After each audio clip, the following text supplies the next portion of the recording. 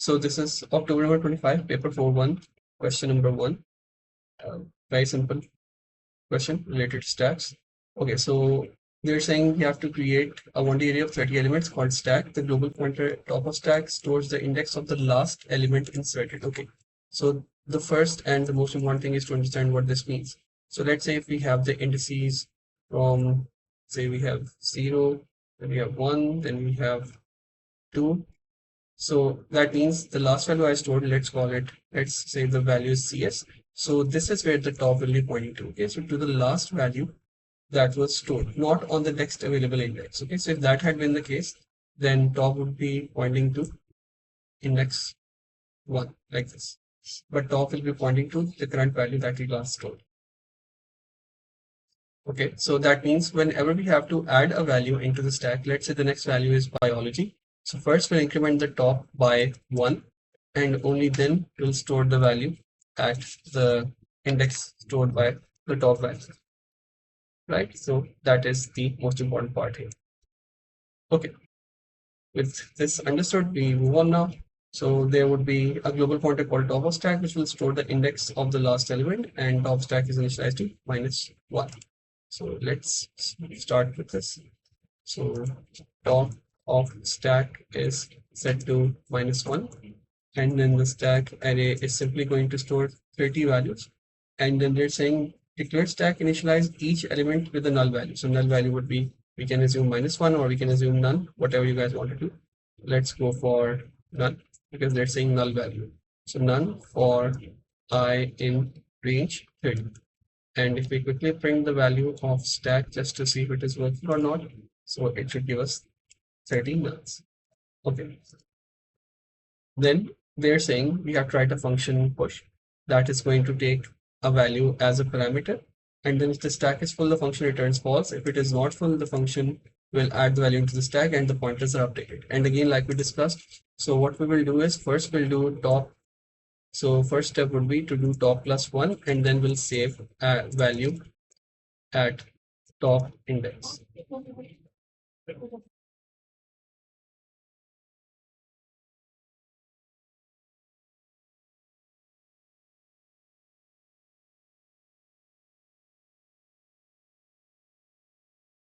Okay, so now we write the push function. We write define push, and here we have a new item maybe. Okay, so we're going to global the values that we need every time. Global top of stack, and we also have to global the value of stack like this. Okay, so they're saying we have to first check if the stack is full. Okay, so when the stack would be full, that would be the case when, so let's see, let's say we have a size of 3 values. So what will happen is next time I input a value, maybe physics, so top will now be pointing to index 2. Now at this point, the stack is already full because there is no more values would be allowed. So the condition would be when the top becomes greater than or equal to 2, that means that the stack is full now. So that is what we have to do.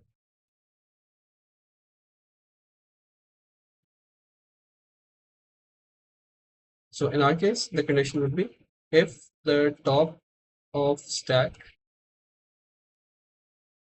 becomes greater than or equal to 29, that means we will return false because the stack is full. Else what we'll do is we are going to first increment the value of top of stack, just like we discussed, because the stack will always point to the current value that was stored. So first we increment it to the next available index, and then we store the new item there, and then we return true like this. Very simple. 4 free ones. Okay, then part 3, they're saying you have to write the pop function. Okay, so we will write pop function, and pop function will return the next integer in the stack and update the pointer as appropriate. If there is no data in the stack, it will return -999. Okay, so what do? Whatever the value is pointed to by the top of stack, we will save this value somewhere. Then we decrement the value of top by 1, so we bring it one step down, and then we return the value that was stored here in another variable. Let's call it temp or deleted or pot or whatever you want to call it. So that's what we'll do. First, we'll global the values, global the stack, and global the value of top of the stack. And then we are going to first check if there is enough values in the stack to be popped, otherwise it will be empty. So when will it be empty? Okay, so let's pop this value as well. So top will go to 0. And then if I pop the value of CS as well, so top will eventually end up going to -1. So this would be the indication that the stack is empty. So if the top of stack, this needs to go. So if the top stack is equal to -1, that means we have to return minus triple line. That means that the stack is empty. I'm just adding a comment. You don't have to do that. Okay, if that is not the case, then what we will do is we will get the value. We will store the value in another variable. Let's call it deleted, or let's call it popped. So the pod value would be already stored at the top of the stack, right? So just like we pointed out here, if physics is here on index 2, so top would be pointing to physics. And if we need to get physics out, so we need to decrement the value of top to 1 below, and then we return it.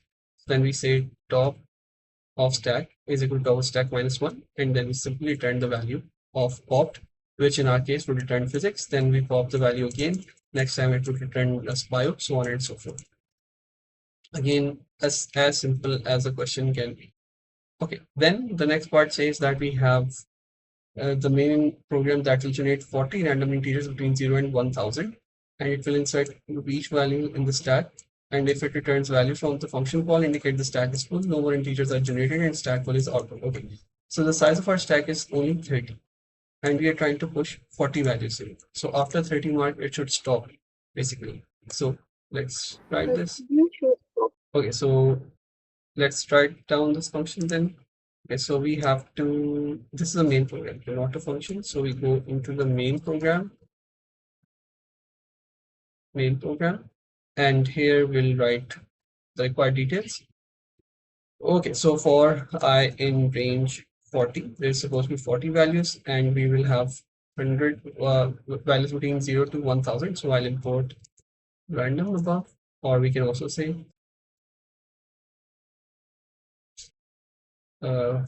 so you can also import all using import star from random, something like this.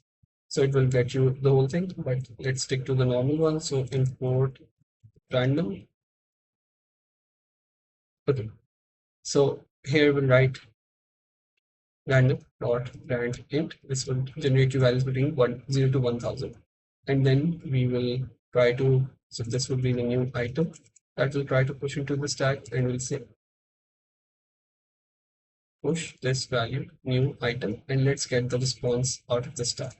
So what will happen is either the value will be pushed as we discussed here. So if the value is pushed, it will return true. Otherwise, if it becomes full, it would return false. So we'll say if the response is equal to false, then that means that the stack is full. So we'll say no space in stack. Otherwise, and we should also break the loop because we don't want to allow it. So if the stack is full for the 31st time, we don't want to run it 9 more times for 40. And that is if we don't even need an else statement here. Right? And let's just print the value. We don't need to print anything for that. Okay, let's just print the value stack. Let's see how it has been so far.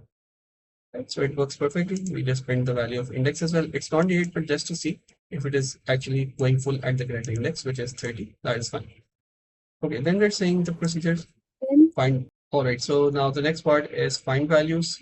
In find values, what you have to do is we have to pop each integer from the stack until it is empty. Find and output the largest number and the smallest number. Okay, this is literally a question that could be asked in O level as well. So define find values, and we'll keep on popping the values until the stack becomes empty. Okay, so when does the stack become empty? We know that pop will return triple line when that would be the case. So we will use a conditional loop because we do not know when it would stop and when it would return minus triple line. So we return. So we'll say response. Let's set it to 0 initially, and we say while response is not equal to minus triple line, or you can just take the you can just pop the value here as well, or if you want to run it the loop once and then pop the value, so it's up to you. So I'll pop the value here. I'll say response is equal to the pop function.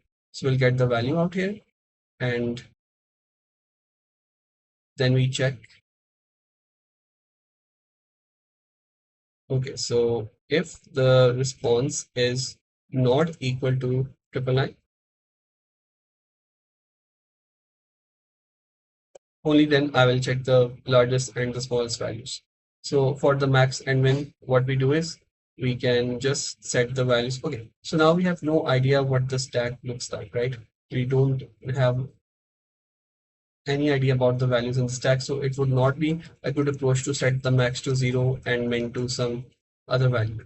That would be just be a pure guessing thing. So instead of doing this inside the loop, we should pop the value outside the loop. Now this would allow us one value from the stack, right? And if I just run this code, let's see what sort of values are we getting in the stack. So it would be something between 0 to 1000, right? So also in this case, the range is given, but you can hard code the value here. So it's kind of totally up to you. So we can set the highest or the max value, because max is a stored keyword in Python. So we can set it to response, and we also set the minimum value to response as well. Basically, we're setting the same values to max and min, and then we check. While the value is not equal to 999, we check. We don't need to add this condition then. So if the response is greater than the max value, then we are going to set the max value to response, right? So simple max and min. Else, if response is less than the minimum value, then minimum value becomes the response. And then we have to pop a value again inside the loop, otherwise it will go in infinite loop. Okay, what if I don't write this line? If I don't write this line, the first value popped would be, let's say, 50. So the loop runs for 50, and then it will keep on running for 50 because it will never change the value. So then we have to pop the value again at the end of the loop, so it keeps on visiting the next value in the stack. Okay, and then they're saying output the smallest and the largest values. So once this loop ends, I will print the value, print max value is this, and then print min value is this. And we can just run the find values and let's see. Yep, it gives maximum value is 952. So it is somewhere here, and then minimum value is 42, and it is here. Okay, let's say in the exam you don't have enough time to go through all these values, so you can just quickly use the sort function on the array, just for the sake of this question to double check. Okay, otherwise it's not allowed. If we call it again, and this is what we get, and we have to output. And that is it. So this was the whole first question. We just output screenshot, paste the screenshot in the evidence file.